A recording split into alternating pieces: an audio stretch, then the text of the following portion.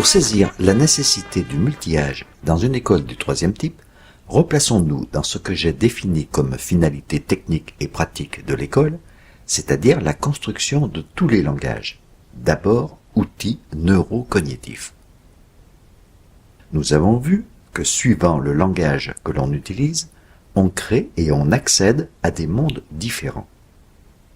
On peut aussi dire que l'on agrandit ses propres espaces dans chacun de ces mondes. Cet agrandissement est facile à concevoir pour le langage de la motricité dans le monde des bipèdes, l'Homo erectus, et pour le langage oral dans le monde de l'homme qui parle, l'Homo loquens. Dans ce second cas, l'espace est plus complexe. Il est à la fois topologique, l'espace relationnel, d'abord réduit à l'espace fusionnel avec sa mère, s'étend peu à peu à la famille, au voisinage, et temporel, puisqu'il crée et fait apparaître le passé, le futur. Il est conceptuel, symbolique. Mais tout le monde peut percevoir facilement l'enfant agrandissant et conquérant cet espace de l'oral. C'est exactement la même chose pour les mondes et les espaces créés par tous les autres langages. Et nous avons vu aussi que pour créer, conquérir, accéder à ces mondes qui constituent notre société, il faut qu'ils existent autour de l'enfant. CQFD, me répétait un prof de maths. Simplexité, dirait Alain Berthoz. À partir de cela, il devient simple de comprendre que le jeune enfant qui rentre dans une classe unique et va y vivre, y trouve tous ces espaces déjà créés par d'autres, vécus par d'autres, en cours d'agrandissement par d'autres. Il est naturellement sollicité pour y étendre ses propres espaces que l'on appelle alors cognitifs. Partir à leur conquête comme il l'a fait pour la parole. Ce premier point très important a été illustré dans les chroniques concernant les langages.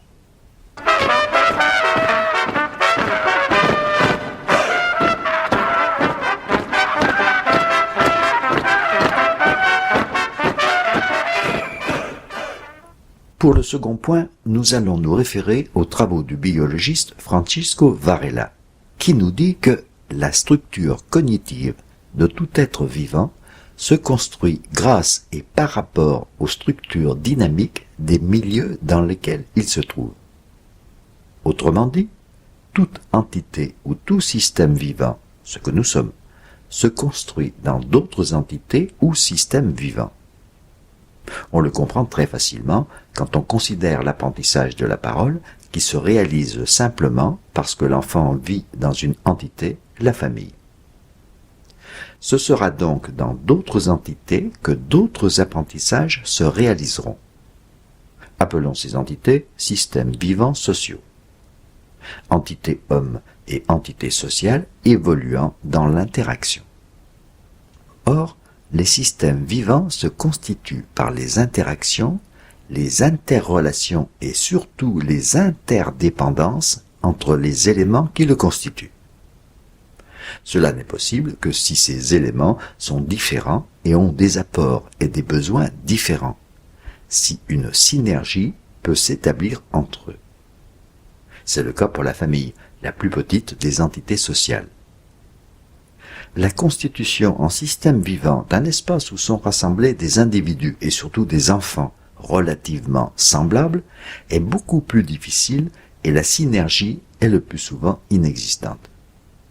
Nous l'avons déjà noté à propos de deux types d'orphelinats qui ont été étudiés. Les orphelinats traditionnels, où les enfants sont séparés en niveau d'âge et dans lesquels il a été constaté que la construction du langage oral est très incertaine. Et puis l'orphelinat de Korczak, constituant une véritable entité vivante et hétérogène dans laquelle les constructions langagières s'effectuaient sans problème. Ce devrait donc être le cas pour l'autre entité dans laquelle l'enfant va vivre une partie de son temps, l'école. Lorsque l'on constate avec envie l'ambiance particulièrement conviviale d'une classe unique proche du troisième type, cela ne tient pas au fait que ce sont de petits campagnards que l'on veut penser plus gentils. Cela tient au fait qu'elle constitue bien une entité ayant sa propre vie autonome. Elle sait créer sa propre structure dynamique avec tous les mécanismes de régulation qui lui permettent de vivre, en même temps qu'elle permet à chacun de ses membres de vivre. Donc d'évoluer, puisque c'est aussi la caractéristique de tous les êtres vivants, nous apprennent tous les biologistes ou neurobiologistes d'aujourd'hui.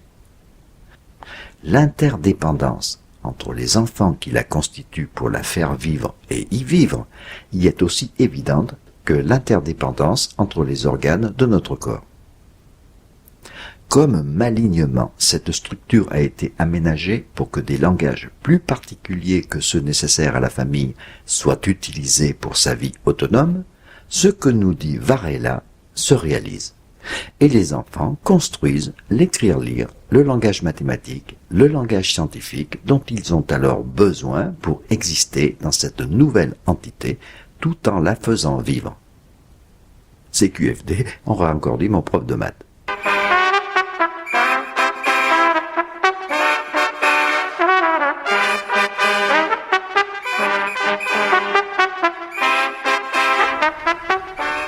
Et un autre point va se réaliser.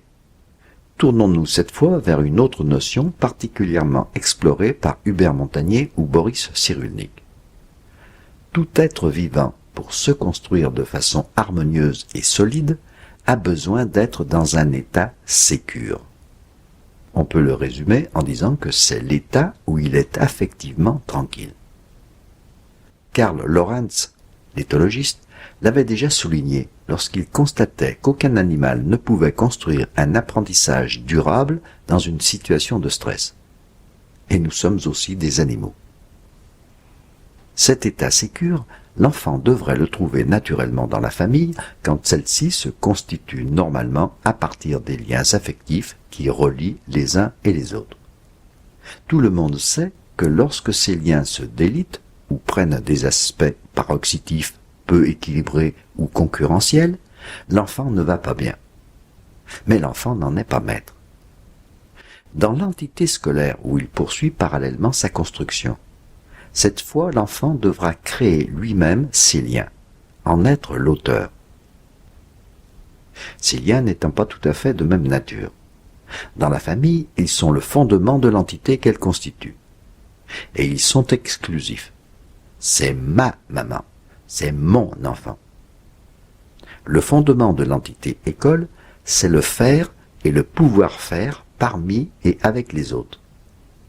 Il y a aussi interdépendance entre chacun de ses membres, mais elle n'est plus liée à leur position statutaire. Et c'est ceci qui va provoquer et nécessiter la création de nouveaux liens affectifs pour que chacun se retrouve dans une situation sécure. Le fait qu'il y ait dans notre école des enfants de tous âges permet naturellement que se constitue cet équilibre affectif plus complexe. D'abord, cela élimine les problèmes de concurrence que l'on retrouve dans tous les groupes constitués d'enfants du même âge. La recherche de la reconnaissance au détriment et par domination des autres, qui peut être la justification psychologique de la concurrence, n'a plus de raison d'être. Les liens se créent dans les actions multiples et diverses, dans le besoin des autres et réciproquement dans ce que l'on peut apporter aux autres. Plus les âges sont variés, plus il est facile d'être celui qui demande de l'aide, plus il est facile d'être celui qui aide. Plus il est facile que chacun soit accepté et reconnu, et dans sa fragilité, et dans sa force. La compétition perd son intérêt. On ne dira jamais assez l'importance de la reconnaissance des uns et des autres par les uns et les autres. Celle-ci aboutissant à l'auto-reconnaissance. Se reconnaître comme quelqu'un. C'est une des clés de l'état sécure, de la tranquillité affective sans laquelle aucune avancée n'est possible. D'autres pourraient dire sans laquelle aucun apprentissage n'est possible. Et nous n'avons abordé que 3 raisons qui expliquent la nécessité du multi-âge. Il y en a d'autres. Je vous invite à les explorer avec la prochaine chronique.